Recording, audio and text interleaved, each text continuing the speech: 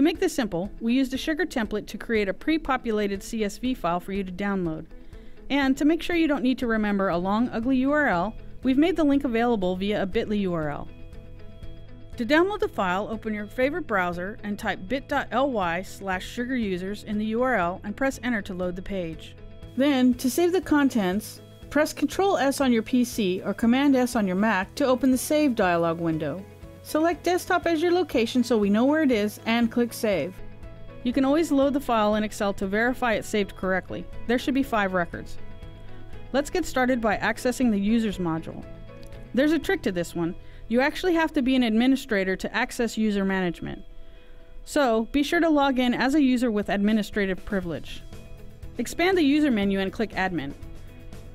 Then click the User Management link in the Users area to load the Users module. Hover over the Users module and click Import Users.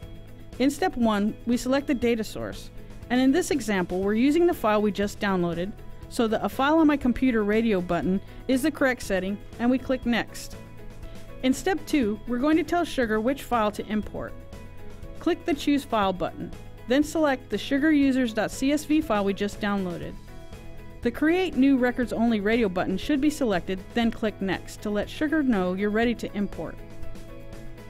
Step 3 confirms the file properties, like date, format, and currency, are set correctly. Because this information is provided by SugarCRM using a Sugar template, we know that everything will line up as expected. But if you're using your own file, you can scroll to the right to verify everything lines up as it should, then click Next. Step 4 is the next to the last step, and in this step we confirm the fields in the file to be uploaded match the fields in Sugar. Again, because this information is provided by SugarCRM using a Sugar template, we know that the field mapping will line up as expected. I do want to point out that we added one additional field to this import file, the email address. You can see that Sugar has an email address field, so the mapping happened automatically. We can look at the row 1 email address to verify everything looks correct, then click Next. In the last step, we check for possible duplicates, and in this case we know there are only 5 records with no duplicates, so we click Import Now. In the View Import Results, you can see the 5 records were successfully imported. If there were a problem you didn't catch in the previous steps, Sugar gives you the ability to back out your import by clicking the Undo Import button.